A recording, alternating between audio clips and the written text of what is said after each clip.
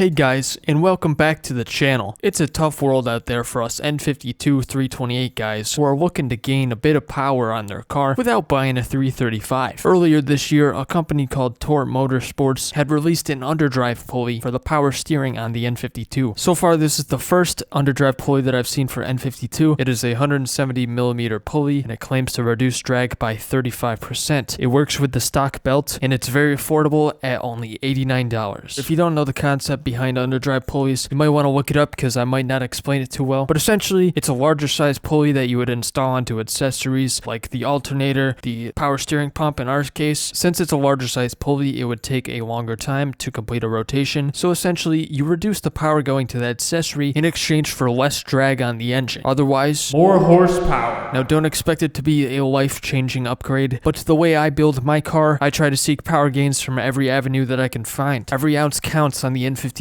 and I'm trying to wring it out for all that it's got. It's kind of like making orange juice when you're just squeezing oranges. You know, the orange might not have any juice left, but if you keep squeezing, you can still get some stuff out of it. You can get some pulp. And you know, some people like pulp in orange juice. I do myself. When life gives you lemons, you make more power on your 328. So now that you understand how underdrive pulleys work, let's install it on my car. We are installing an underdrive pulley by Tort Motorsports. This is my second time doing this because I just installed it, but the camera that's recording on my head wasn't f***ing recording. I put it back together so I can do it again and actually film it this time. So all you need is a couple tools, maybe a T25 and a 10mm to take off your intake system, depending on your setup. Mine already off. A screwdriver, pry bar. You're gonna need a T60 or a T55 if you're careful, with a small breaker bar, a 13mm and a 16mm. So let's get started. I'm gonna put this mic down. First things first, you're gonna wanna crack the bolts for the power steering pulley. In my case, they were very loose to begin with. While the belt is still under tension from the crank, let's just try and crack them real quick. Mine being that I had reinstalled them a few minutes ago, they are very loose. So that's my suggestion, crack them first just to make sure before it's free spinning. Now we're gonna pin the belt tensioner. There's a slot. You can use a nail or anything really, but this is the pin that comes with the tensioner. You get it started in the hole. As you can see, it's just above the tensioner pulley itself and right below where the belt comes across the top. Then I'm gonna get the Torx, gonna put some tension on it and push the pin in. Now it's locked. I'm gonna remove the belts from the tensioner itself. That should free up, give enough slack for the places that we need. Now that that is free, I'm just gonna loosen these bolts here. They're pretty short, and there's a total of 3 of them. And here's the third one. The pulley can be a little bit stuck on there, so what I did to get it off was I stuck a pry in there, big screwdriver or what have you, pried it back a little bit carefully, and then rotated it, pried it more, rotate, pry, until it just comes off. Mine kind of broke when it came off the first time. You can see there's a decent size difference. To make everything fit, you have to remove this idler right here. There's a cap over the bolt, so just use a screwdriver. See that cap right there? It just pries off, comes off quite easy. And then with a 16mm, you just remove it.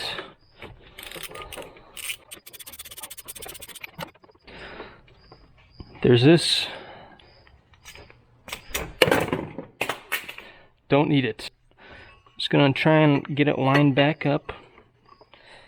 What I'm gonna do, just to make my life a little bit easier, is I'm gonna put one screw on temporarily, and then I'll get the Loctite going, just so the Loctite doesn't get like everywhere while I'm trying to chase the threads. I've got blue Loctite, which comes in a red bottle. Blue Loctite that comes in a red bottle makes a lot of f***ing sense, but oh, it is blue after all. I'm blue down a dee-doo-doo down. I'm just gonna add some thread lock to these threads, you know, quite a bit, and call that a day, right? And I'll screw that on there. Pull this other one out, and we'll screw them on one by one. Straightforward. The torque spec, to be honest, I don't fucking know. Don't think it matters. I don't usually care about torque spec for a variety of things. So I'm just going to tighten them quite nicely. They were really loose to begin with, so I'm not really that concerned. So I'm just generously tightening them while holding it. Looks fine to me. N52, da-da-dee-dee-doo-da. If it were an N54, what a boy up and died. A bunch of plastic crap.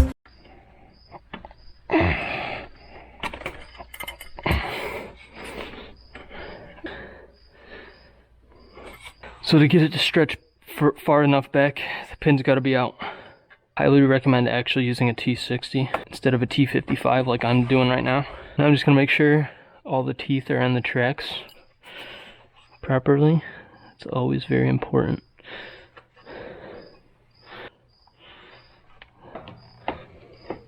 It looks good. This water hose is definitely like dangerously close.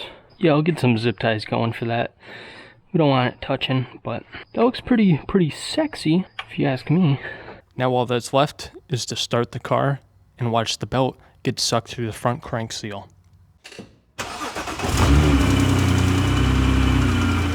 I was only joking. It seems to be manufactured at a very high quality. I just always double check that the belt is on the correct teeth on the pulleys every time I do mess with the belt, so that hopefully that never happens to me. As you can see, it's spinning very straight and balanced as you would expect and as you would hope for. So now all that's left is to get it out on the road and give it a Doug score.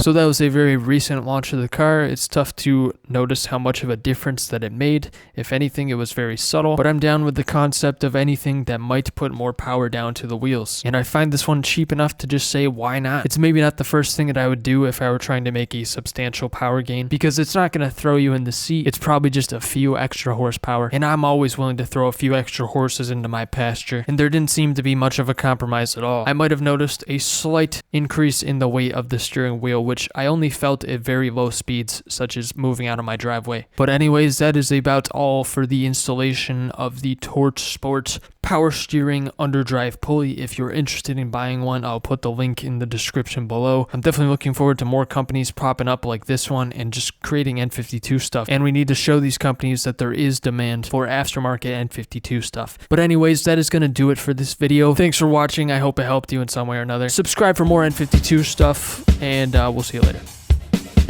Right now to sell it for many years. Inverted torque sockets are really weird.